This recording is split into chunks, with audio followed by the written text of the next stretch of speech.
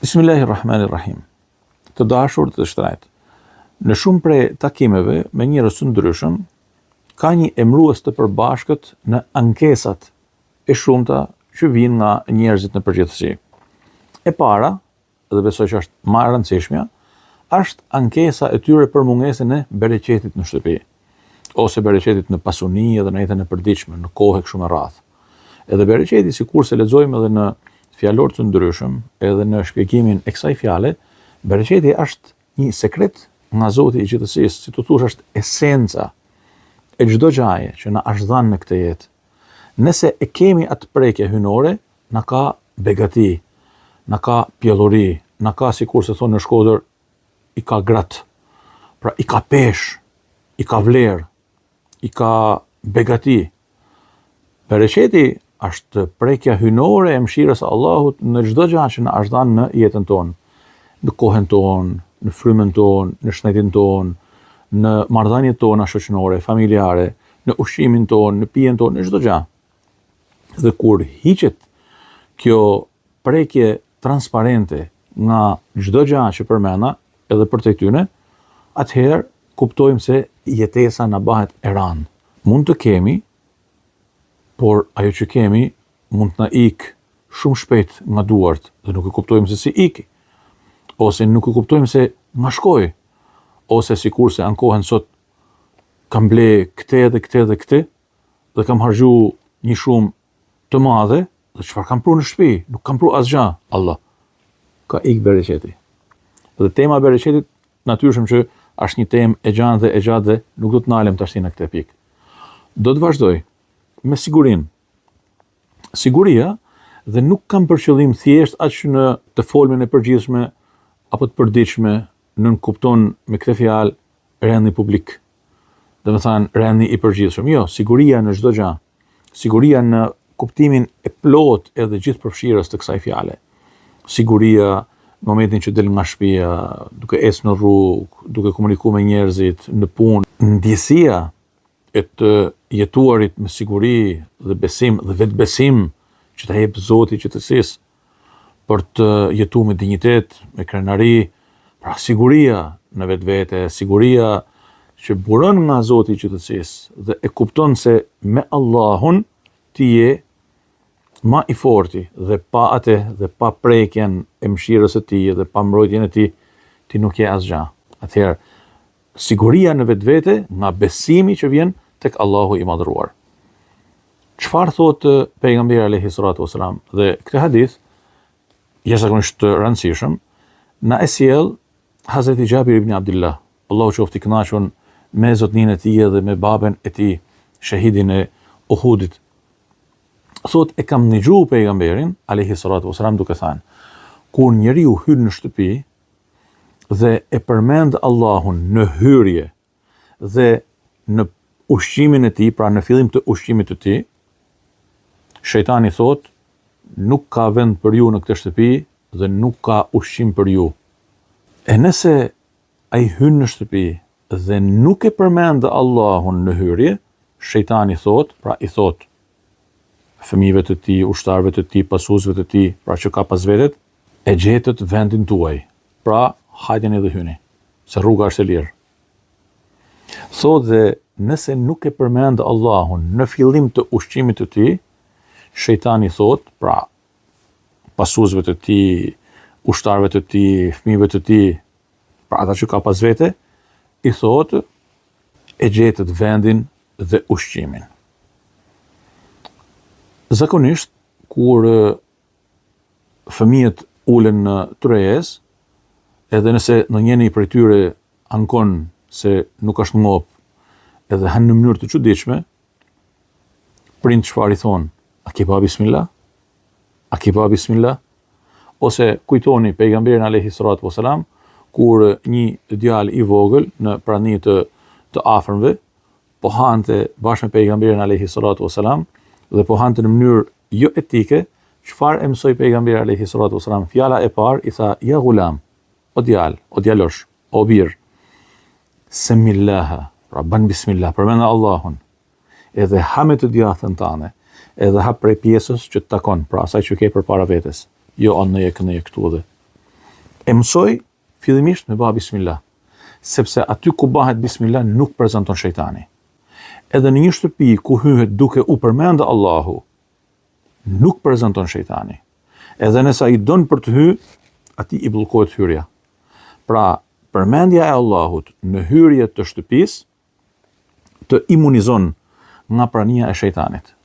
Vim në një detaj tjetër shumë të rëndësishëm. Hym në shtëpi dhe çfarë dhikri të bëjmë? Patjetër që Allahu Azza wa Jall na mëson në Kur'anin famullar që kur të hyni në shtëpi, jepini selam njëri tjetrit, pra përshëndeteni njëri tjetrin me selam, si një përshëndetje e bekuar nga Zoti. Një përshëndetje e bekuar nga Zoti. Atëherë, jemi mësuar, siç pejgamberi alayhi salatu wasalam urdhon në hadithe të ndryshme, që kur të hymë në shtëpitë tona, çfarë i themi njëri tjetrit? Assalamu alaikum wa rahmatullah, ose assalamu alaikum wa rahmatullahi wa barakatuh, ose assalamu alaikum thjesht. Pra me dhanë selam, do të thotë ne po përmendim Allahun dhe kjo formulë dhikri për te mirësive që mbart në vetvete dhe janë të shumta, mi të gjitha na imunizon nga shejtani i mallkum, nuk e lën shejtanin me hyrë në shtëpi. Dhe në momentin që personi hyn në shtëpi dhe jep selam, automatikisht ai përcjell një frym pozitive. Sjell një bekim nga Zoti i gjithësisë. Prandaj thotë në Kur'anin famullar, tahiyatan min indillahi mubarakatan tayyiba. Pra një përshëndetje të legjitimuar dhe të nxitur e të kërkuar nga Allahu, në të cilën ka bereqet edhe mirësi. Allahu Akbar. Madje kemi mësuar nga transmetime të ndryshme që edhe kur hymë në një shtëpi të pabanuar, ose në shtëpitë tona kur konstatojmë se nuk ka njeri, çfarë të themi? Të themi assalamu alejna wa ala ibadillahi salihin.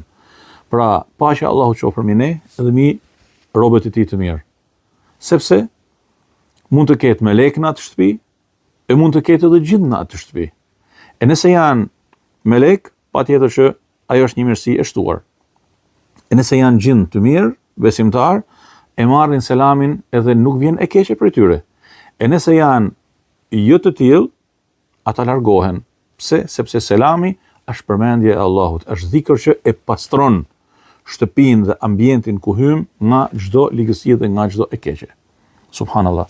Dhe detaji i fundit. Në librin e saktë të Imam Ibn Hibbanit, pra në Sahihun e tij, ka një transmetim jashtëzakonisht të rëndësishëm, një hadith shumë të vlefshëm për temën tonë. Nëpërmjet të cilit mësojmë se pejgamberi sallallahu alaihi wasallam ka thënë: 3 persona do të kenë garancinë dhe sigurinë nga Allahu i madhëruar. Nëse jetojnë, do të kenë risk edhe mjaftueshmëri, edhe nëse vdesin, do të hyjnë në xhennet. Ai person i cili hyn në shtëpinë e tij dhe jep selam, ai ka garancinë dhe sigurinë e Allahut. Ka garancinë e Allahut për bereqetin, për mbrojtjen nga e keqja, për mirësinë e tij, për mëshirën e tij. Allahu Akbar. E nëse vdes, ai do të hyjë në xhennet. Pse? Sepse ai po i përgjigjet Allahut. Sepse ai po hyn me niyetin e mirë, për të dhuruar mirë, për të bërë mirë, për të përhap të mirën. Ai person i cili del drejt xhamis, pra shkon për të fal, qoftë namaz me xhamat, kryesisht, ose ka shkuar në xhami për të fal, i ka ik namazi me xhamat dhe po shkon në xhami. Ai është i garantuar dhe i siguruar nga Allahu. Dhe me thënë, ka mirësinë e tij, mbrojtjen e tij, mëshirën e tij në këtë rrugëtim, e nëse ai vdes, ai është në rrugën e Allahut, edhe Allahu e shpije në xhennet. E treta, një person i cili del në rrugë të Allahut, fi sabilillah, edhe këtu hap një klap. Fi sabilillah, në rrugën e Allahut, është çdo rrugtim i mirë dhe i mbar, dhe një qëllim të lartë e fisnik që muslimani ndërmerr në jetën e tij. Fa ai njeriu që del në rrugën e Allahut, edhe këtu mundesh me thënë, ai që del në punë për të fituar hallalin, ai që shkon në shkollë për të fituar dhe për të mësuar nga dituritë e dobishme, ai që del në punishten e tij, në laboratorin e tij, në zyren e tij për të bërë mirë, për të ecë përpara, për të nalcuar në këtë botë, për të zhvilluar të mirën, edhe fol pafund në mesin e këtyre dy klapave, ai thot është i garantuar nga Allahu i madhruar. Prandaj të dashur të shtrenjtë, këto janë disa mësime shumë të rëndësishme për gjithë secilin prej nesh që na mësojnë në krye të herës që të jemi përherë në kontakt me dhikrin e Allahut Azza wa Jall, mos ta neglizhojmë përmendjen e Allahut edhe në këto gjëra që në pamje të parë duken krejt të thjeshta, edhe gati të papërfillshme. Por të kuptojmë dhe të mësojmë se Zoti i gjithësisë me mëshirën e Tij don me na fal nga kjo bujari e madhe, e nga kjo mëshirë e papërshkrueshme, dhe don që me na marrë për dorë drejt asaj që është më e mira për ne në këtë botë, e më e mira për ne edhe në jetën e përtejme. I lutem Allahut Azza wa Jall me na bëj tyre që e ndjojnë fjalën dhe veprojnë atë mirën e saj. Ju la amanet në dorën e Allahut Azza wa Jall. Assalamu alaikum wa rahmatullahi ta'ala wa barakatuh. Allahu ju dashur.